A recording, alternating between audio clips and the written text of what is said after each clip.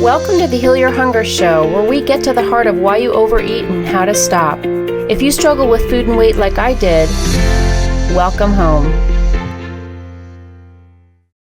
Welcome everybody to the Heal Your Hunger Show. So happy to have you here. It is a great day to be alive, and I have a message for you today that comes straight out of my personal experience here in Italy. Yes, I'm recording from Sardinia, Italy. So I'm excited to share this with you because it's fresh, it's hopefully super helpful, and it's my experience. And most of the shows here, when I'm not interviewing a guest, come from my personal experience as an emotional eater, as somebody who's on the healing journey. So I love to share little tidbits with you so that you can implement them in your life and have a better experience with food. Now, before I do that, I just want to say, if you haven't yet joined us in the Secret Sauce group, please jump over to the Secret Sauce group. This is on Facebook. It's the Secret Sauce to End Emotional Eating. You can join us, and we would love to have you.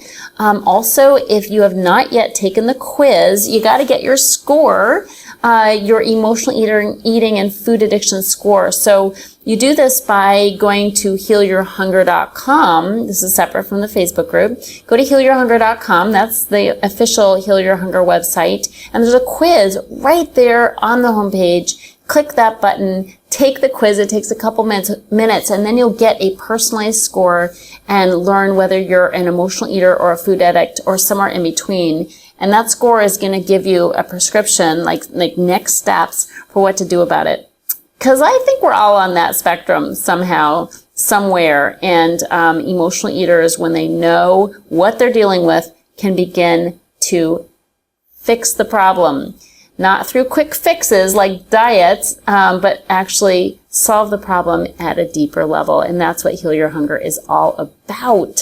So I want to jump in here and share with you hot off the press experience that I've been having. So I have had the most beautiful, wonderful experience of traveling in Europe at the beginning of September, all throughout September. And the trip has gone amazing. I'm with my partner, my amazing man who is Dutch, and so I had the beautiful experience of meeting his family for the first time. Wahoo!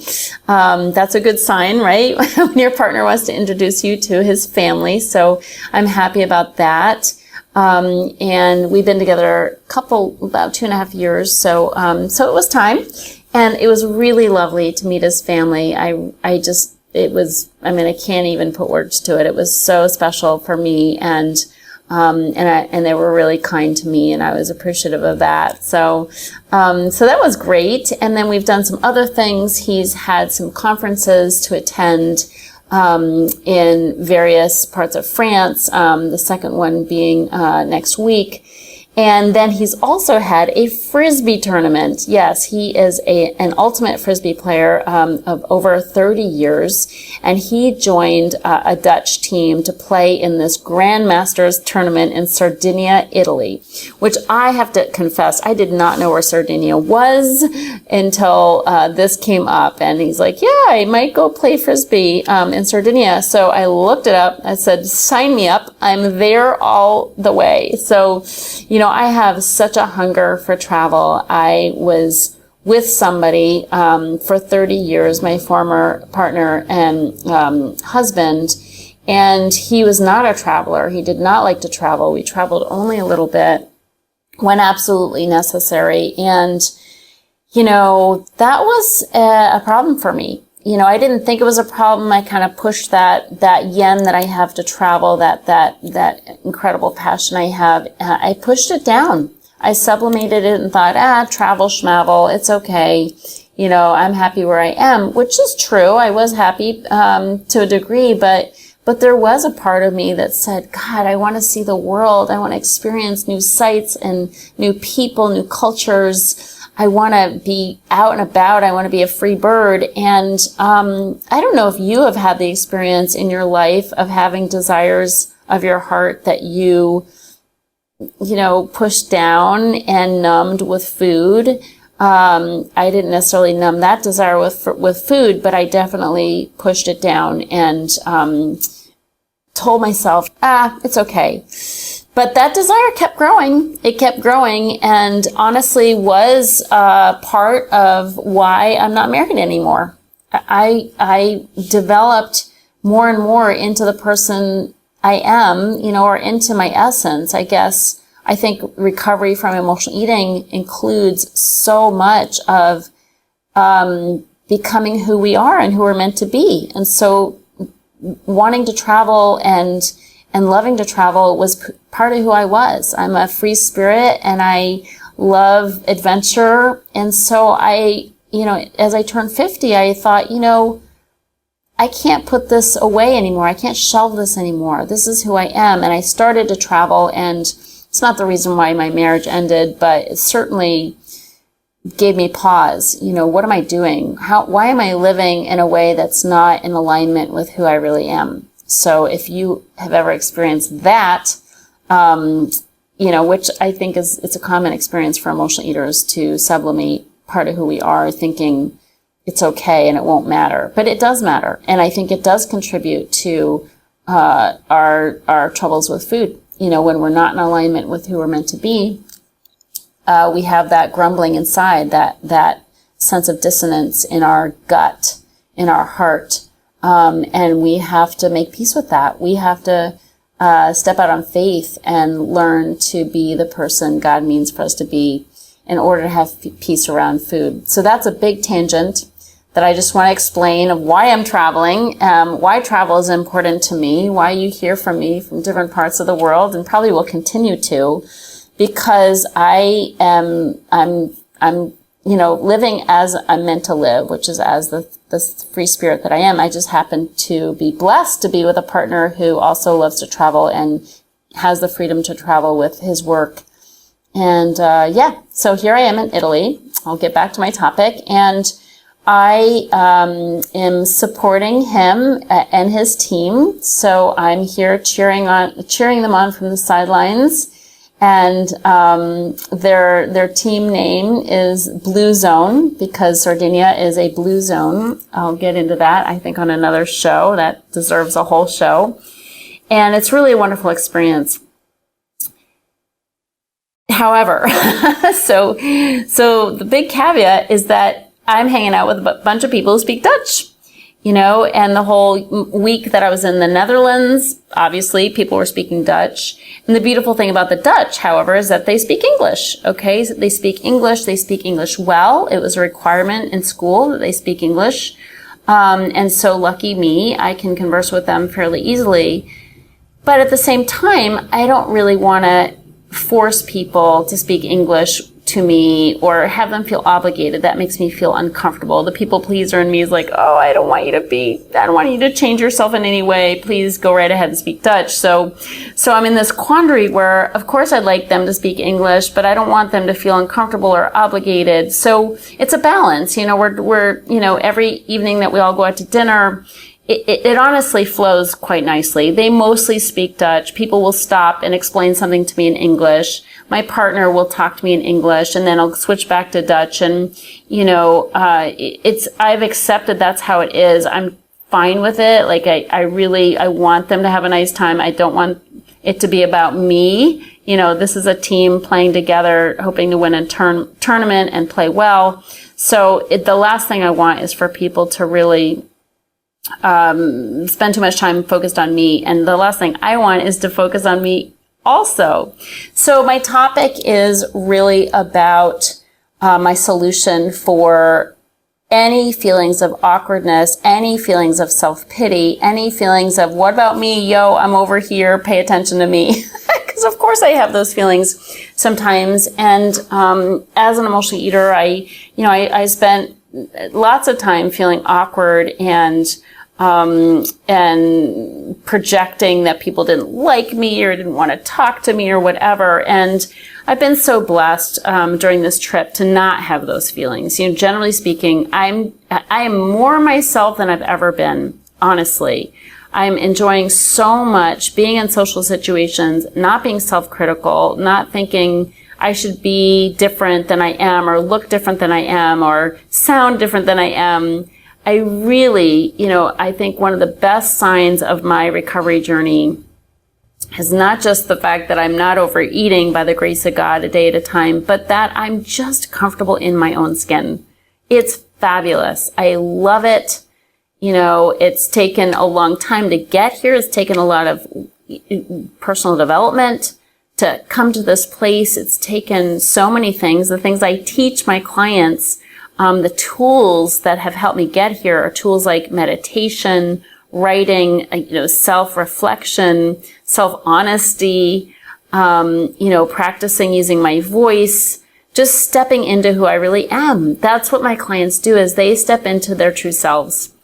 And a lot of that is a spiritual journey. They come to feel one with their creator, one with spirit, so that they can feel comfortable being who they are. But it's a journey. That does not happen overnight, as it hasn't happened overnight for me. But I'm really enjoying, more than ever in my life, a sense of ease and comfort with who I am, a self-acceptance that I never dreamed possible. So I'm grateful for that. And I'm hanging out with these Dutch people, and I'm being myself. And, of course I want to be liked. So I'm friendly, but I'm always friendly anyway. So, my little hack, however, that I want to share is, because I'm here and I'm the only one who has nothing to do with this team, except I'm with somebody who's playing. There's a couple other women who are standing on the sidelines as well. One of them is a wife of one of the players. But she also is involved in Frisbee and the Frisbee Federation and this kind of thing. So she's not just a partner. And the other woman standing on the sidelines is the physical therapist that they hired to come and be with the team. Because this team is an older team, by the way. It's the Grandmasters, which is code for old farts. Okay, so these are people generally in their 50s playing Frisbee. They've been playing for 30 or 40 years. So they got aches, they got pains, and they have a physical therapist here. So that beautiful woman, Emily, is here to take care of people in between the games, or if something happens, and kind of patch people up so they can go out and play the next game. So they've been really wonderful and kind to me, but I'm kind of the real outsider here, especially because I don't speak Dutch. And so it's been interesting. It's been interesting, but not bad at all. And my hack, and the reason why I think it's gone as well as it has, is I made myself useful. Okay, I just thought, you know what, I'm going to make myself useful here. And I appointed myself as photographer, team photographer. So I've taken pictures, not a ton of pictures, and I'm not, a great photographer, but I have an iPhone and it has a good camera. And so I take pictures, I take videos of some of the plays. I took pictures of them all swimming, because they go swimming after each game. It's beach Frisbee. So they run into the gorgeous aqua blue marine water and swim afterwards. I swim with them. It's so much fun. But I'm available for taking pictures. That's really fun. It's not what they're focused on, because they're focused on the games. I've also been able to be helpful in the condominium we're staying at with a couple of the other players. I go shopping and buy us breakfast food and lunch food, so we come back and eat lunch between games, and kind of clean up as much as I can. They do that too, but I've just sort of taken the helm, as it were, and really taken it upon myself to do the shopping and provide, whatever needs to be provided, whatever we've run out of. And it's great. And the benefit of all this is it keeps me out of my head. Okay, so being useful, getting into action, keeps me out of any thoughts of self-pity, or what about me, or nobody's paying attention to me, or I'm the odd woman out, or any of that crazy that we get into, right? Overeaters tend to be overthinkers, and I'm right there with the rest of them. I overthink everything. And so when I get busy and into action and into service, like, how can I be helpful here? What can I do to lend a hand and make it easier for people? Boy, that just snaps me right out of it. Now, I know that emotional eaters are born caretakers and helpers. I know that we all know how to help, but this is with a different motive. Okay, this is not being a helper because I feel like it's my role, or because I grew up with alcoholic parents and that's what I did as a kid, so I'm going to keep doing that as an adult. And I also am a people pleaser and I want everybody to like me, and so I'm going to burden myself with doing everything for everyone. That's not what I'm talking about. Okay, that needs to be healed. And I feel like I have a pretty good balance around that stuff.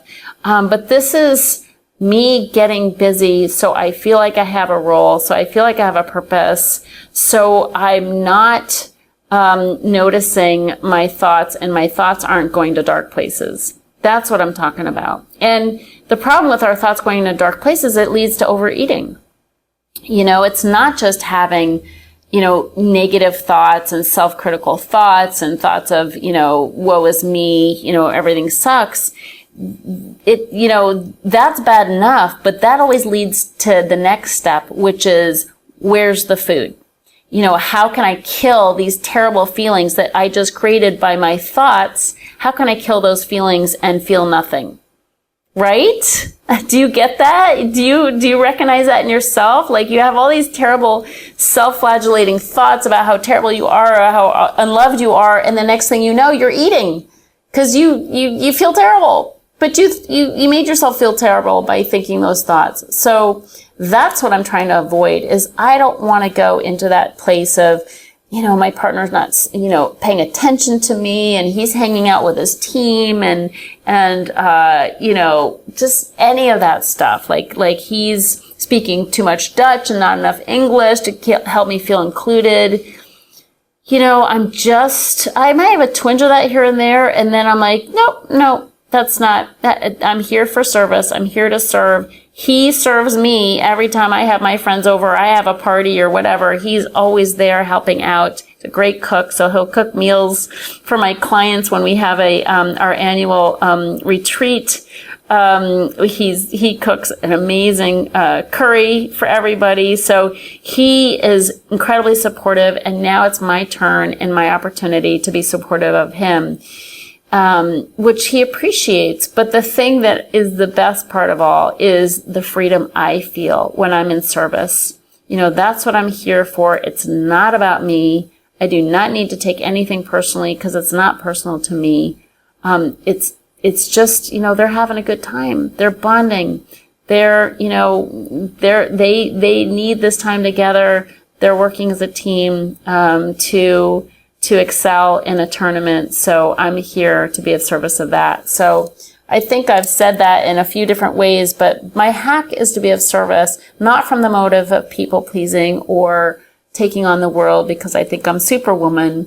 My hack is to be of service, to get out of myself, to get out of my crazy, and feel sane and just have a good time. So that's where I'm living, and it's really awesome. And the benefits are incredible because I get to be happy. I get to have fun. I get to observe joy. I see the joy in them. I see just how, the Dutch people they're just lovely. They're so lovely. They're a little crusty here and there, because they're blunt and they tell you what they think and, whatever. They're kind of direct. That's what they're known for, and I see that. But they're also incredibly loving and supportive. So I'm happy about that. And I am experiencing that, and I'm doing my part to be loving and supportive too. So that's my hack. I hope that's helpful. It's not about me. It's not about me. And chances are it's not about you. I hope that's helpful. Please join me on Instagram. I'm posting videos all the time. In Facebook, I'm posting stories. In the Secret Sauce group, we got a lot going on there. Please join us in any way that you can. We'd love to have you. Over and out. Have a great rest of your day. If you enjoyed this podcast and want to get free support, insider health info, exclusive invites to events, and more, visit healyourhunger.com.